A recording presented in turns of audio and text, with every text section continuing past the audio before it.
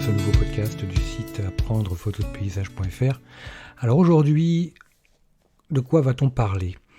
On va voir un sujet important parce qu'on a déjà parlé de tout ce qui était les paramètres de l'appareil photo, de tous ces réglages pour une prise de vue de photo de paysage quand on débute.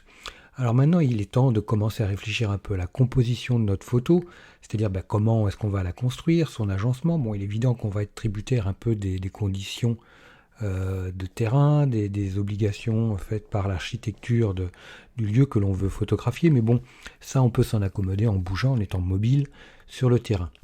Même si la composition est quelque chose qui peut paraître compliqué, il y a déjà des règles de base qu'il est important d'appliquer pour faciliter la lecture, faciliter le confort de lecture de votre photo pour le téléspectateur, pour le spectateur. Parce qu'il n'y a rien de pire qu'une photo où il n'y a pas de point d'accroche et que le regard du spectateur, je dirais, va errer, va s'emmerder. Soyons francs, quoi. Et puis il va vite dégager de votre photo, ça ne va pas l'intéresser parce qu'il n'y a rien qui va l'accrocher. Donc c'est pour ça qu'il est vraiment important de se dire qu'il faut construire notre photo autour d'un point d'accroche. Ça va être un point qui va être l'endroit sur l'image où le regard du spectateur va être attiré. Vraiment où ça va être éventuellement le point d'entrée sur la photo, pas obligatoirement, mais au moins le point qui va faire que quand il va se promener sur notre image, à un moment donné, il va être scotché, hameçonné par ce point-là. Alors ça va être, grosso modo, ça va être ni plus ni moins que le sujet principal de la photo, puisqu'il est en charge de capter l'œil du spectateur. Il va capter l'attention. Donc alors, ça c'est vraiment important, parce que si votre photo n'a pas ce point d'accroche, l'image va avoir l'air un peu fade, un peu vide, et votre spectateur va être déçu, et il va très vite passer à autre chose, quoi. Next. Alors le point d'accroche, à quoi ça peut ressembler ? Ça peut ressembler à tout et à n'importe quoi, à tout et à rien, dans la mesure où ça va ressortir. Ça va être mis en avant sur votre image. Alors ça peut être des bâtiments, ça peut être une structure quelconque, de l'architecture, une perspective. Ça peut être aussi des éléments de la végétation, des arbres, un champ. Je dirais c'est en automne un arbre avec une couleur différente des autres. Ça peut être des rochers, c'est pareil, c'est toujours une question de forme, de couleur, de matière. Il y a vraiment, tout est bon dans le système d'accroche. Ça peut être également lié à un élément vivant de votre scène. Ça peut être un animal dans un champ, du bétail, ça peut être une vache, un cheval, n'importe quoi. Ça peut être également une personne. Sur un paysage, avoir une personne seule qui peut apporter, je dirais ça me rappelle sur la formation photo paysage numéro 11 où j'étais aux États-Unis, sur la photo de Deaders Point le soir, j'ai fait une photo de Deaders Point le soir, vous la retrouverez dans la formation paysage 11, et là j'ai des gens, quelques personnes, il y en a 2-3, pas plus, qui se sont positionnés sur ma scène, sur mon paysage. Je ne leur avais pas demandé, il y avait un belvédère qui était présent juste là, et comme c'était le soir, les gens s'installent pour regarder le coucher de soleil. Et moi je faisais ma photo, mais sans cadrer le coucher de soleil. J'étais vraiment un peu de 3/4 arrière par rapport au soleil. Et je photographiais cette espèce de promontoire de belvédère, avec toute la vue de Deaders Point, si vous connaissez. Bon, je vous encourage à aller voir la page de la formation numéro 11, vous comprendrez de ce que je vous dis à ce moment-là. Ça vaudra mieux. Et j'avais ces personnages, ces silhouettes, il y avait deux ou trois personnes un peu de mémoire en haut à gauche du promontoire, et il y avait une personne seule, habillée tout en noir, qui était les mains dans les poches, avec une capuche, en train de regarder le paysage et le coucher de soleil. Parce que c'est vrai que c'est un lieu relativement grandiose, avec une échelle de grandeur, et je dirais c'est abyssal, quoi. C'est un gouffre gigantesque quand on est à Deaders Point. C'est vraiment intimidant, c'est angoissant même, c'est stressant tellement c'est énorme, c'est gigantesque comme vue, quoi. On a l'impression d'être dans un film d'heroic fantasy, quoi. Tellement c'est fou. Et il n'y a que là-bas qu'on peut avoir de tels paysages. Et justement, cette présence humaine fait un point d'accroche. dans l'image, mais c'est pas un point que l'on va voir immédiatement au niveau de l'image. C'est ça qui est particulier.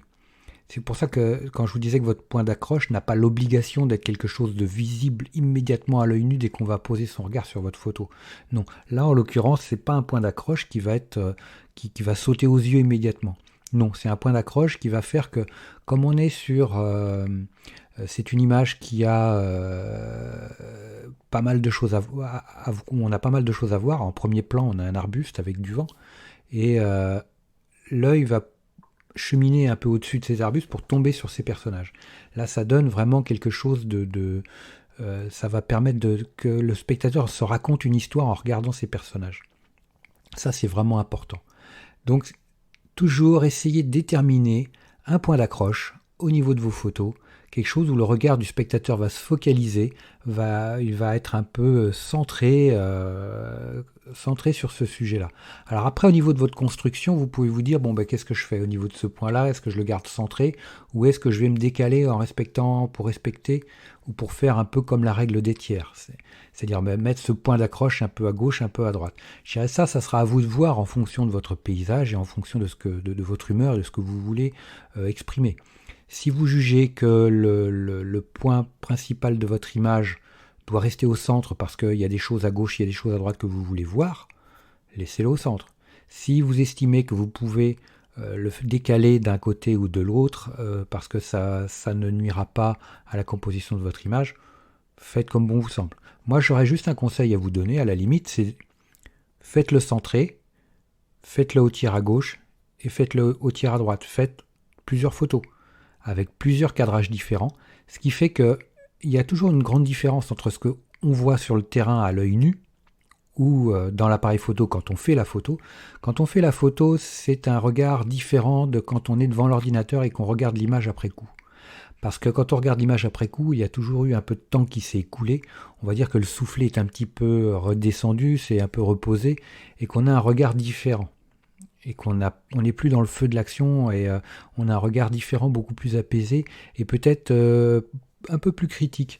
Donc on aura du recul et on pourra décider, juger des choses.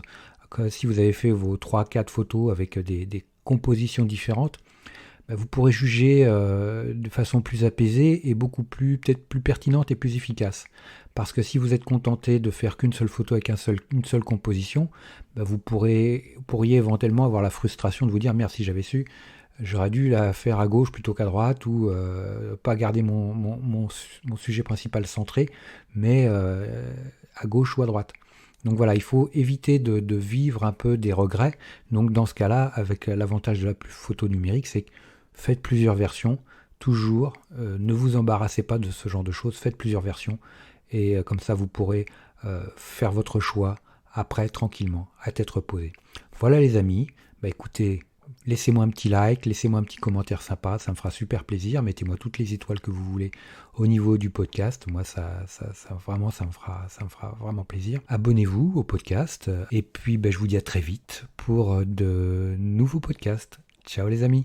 Dernière petite chose avant de se quitter, si ce n'est pas déjà fait, je vous encourage à faire partie de ma liste de contacts pour bénéficier de conseils quotidiens, d'astuces photographiques, de choses vraiment utiles et intéressantes à connaître, à savoir, ou à se faire rafraîchir la mémoire sur certains sujets. Il y a toujours un intérêt à avoir un petit lien entre nous au niveau quotidien. Il y a aussi quelques réclames commerciales, je dirais, de temps en temps. Voilà, donc n'hésitez pas à aller voir sur les formulaires du site comment-photographier.com. Vous en avez sur les articles au niveau de la colonne de droite ou autrement en bas d'article, vous avez des formulaires un peu partout et vous pourrez comme ça ainsi faire partie de la liste de contacts. Autre chose également, actuellement il y a 50% de réduction sur toutes les formations du site commentsphotographier.com. Donc vous allez sur le site commentsphotographier.com et vous allez sur la page formation tout simplement, ou alors comment-photographier.com/formation photo. Mais allez sur le site, ça sera beaucoup plus simple. Donc vous avez 50% avec le code 50 en chiffres arabes et vous pourrez bénéficier de toutes les formations à moitié prix. Vous avez une quarantaine de formations sur la photo de paysage, vous avez des formations sur le portrait, vous avez des formations sur les photos d'enfance, sur les photos flash, sur la photo culinaire, j'en passe et des meilleurs les amis. Donc ne vous privez pas, c'est actuellement avec le code promo 50 50%. Voilà les amis, je vous dis à très vite pour de nouveaux podcasts. Ciao.